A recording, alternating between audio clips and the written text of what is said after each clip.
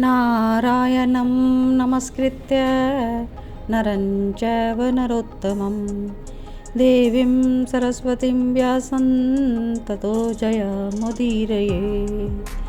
नाम संकीर्तनं यस्य सर्वपापप्रणाशनं परिणामो दुःखं न तन्नमामि हरिपरम्। हरे कृष्णा सभी भक्तों को आप सभी का स्वागत कृष्णा डिवोशन चैनल पर। हम सभी आज के वीडियो में जानेंगे निर्जला एकादशी व्रत के बारे में। हिंदू पंचांग के मुताबिक निर्जला एकादशी का व्रत हर साल ज्येष्ठ मास के शुक्ल पक्ष की एकादशी को रखा जाता है, लेकिन इस बार जो निर्जला एकादशी की तिथि है उसको लेकर कंफ्यूजन बनी हुई है। दरअसल इस बार द्वादशी तिथि के क्षय होने से लोगों में यह संशय बना हुआ है कि निर्जला एकादशी का व्रत 10 जून को रखें या फिर 11 जून को रखा जाए। पंचांग के अनुसार ज्येष्ठ मास की शुक्ल की दशमी तिथि को यानी कि 10 जून को ही सुबह 7:27 तक ही है। उसके बाद एकादशी तिथि शुरू हो रही है। वहीं अगर हम बात करें 11 जून शनिवार को एकादशी तिथि सुबह 5:46 तक है और उसके बाद द्वादशी रात 3:24 है और इसके बाद त्रयोदशी तिथि लग जाएगी। तो ऐसे में द्वादशी तिथि का क्षय हो रहा है और 10 और 11 जून दोनों दिन ही एकादशी तिथि पड़ने के कारण आप व्रत जो है दोनों दिन रख सकते हैं। लेकिन इस बार निर्जला एकादशी का व्रत 11 जून 2022 दिन शनिवार को रखना ज़्यादा अच्छा और शुभ फलदायी माना जा रहा है। ऐसा क्यों है ये हम आगे पुराणों के अनुसार जानेंगे। जैसा कि नाम से ही स्पष्ट हो जाता है, निर्जला एकादशी, इसका शाब्दिक अर्थ ये हुआ बिना पानी पिए उपवास करना। भगवान विष्णु के भक्त एक दिन का उपवास रखते हैं और एकादशी तिथि पर पानी नहीं पीते हैं। निर्जला एकादशी को ही भीमसेन एकादशी या पांडव एकादशी के नाम से भी जाना जाता है। ऐसा इसलिए क्योंकि इसका नाम पांडवों के भाई यानी कि भीम के नाम पर रखा गया है। ब्रह्म वैवर्त पुराण के अनुसार भीम का अपनी भूख पर कोई नियंत्रण नहीं था, इसलिए उन्होंने सभी एकादशी का फल देने वाली यह एक निर्जला एकादशी का व्रत का पालन किया था, क्योंकि वो 12 महीने की एकादशी का व्रत नहीं कर सकते थे, लेकिन एक ही दिन निर्जला एकादशी का व्रत उन्होंने किया था। तभी से इस एकादशी का नाम भीमसेन एकादशी भी पड़ा। तो हमने जाना कि निर्जला एकादशी 10 या 11 को करें और ये निर्जला एकादशी क्यों कही जाती है।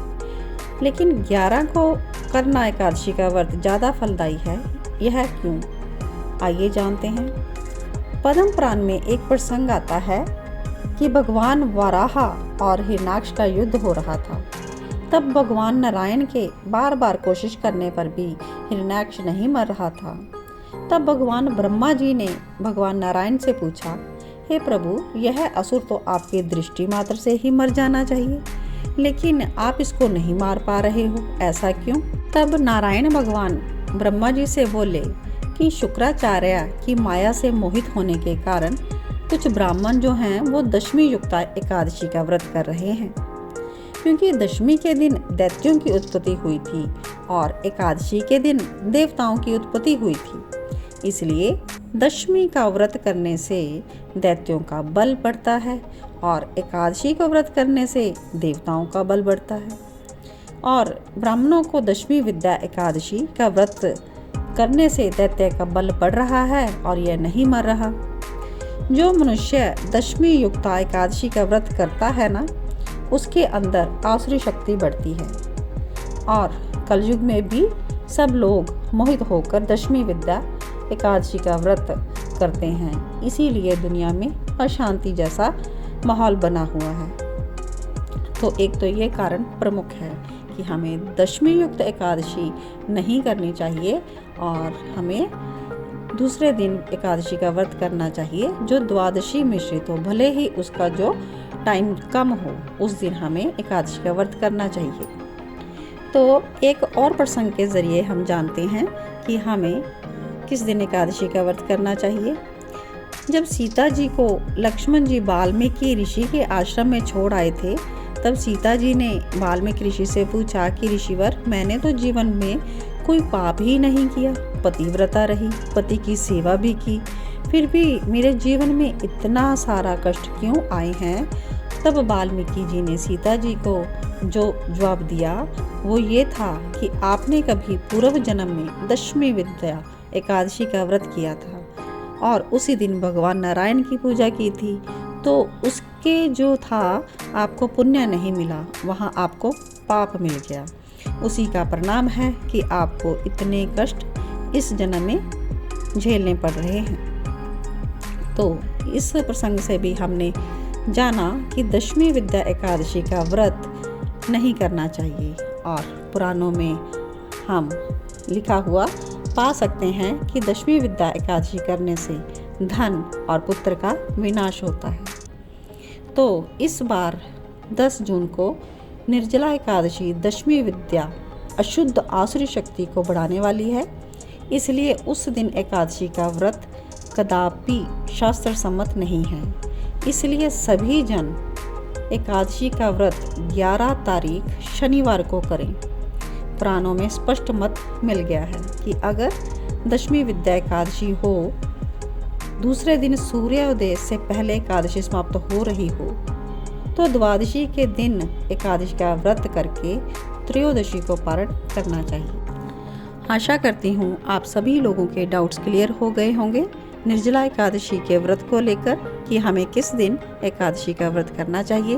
तो आप सभी 11 जून 2022 को एकादशी का व्रत ले सकते हैं और त्रयोदशी के दिन हम इस व्रत का पारण कर सकते हैं। जो भी इस वीडियो को देखें आगे भी शेयर करें अपने मित्रों और रिश्तेदारों, सगे संबंधियों के पास, ताकि सभी को संपूर्ण जानकारी और शुद्ध जानकारी मिल सके कि एकादशी का व्रत, निर्जला एकादशी का व्रत हम 10 को या 11 जून को करें, सबके डाउट्स क्लियर हो सके।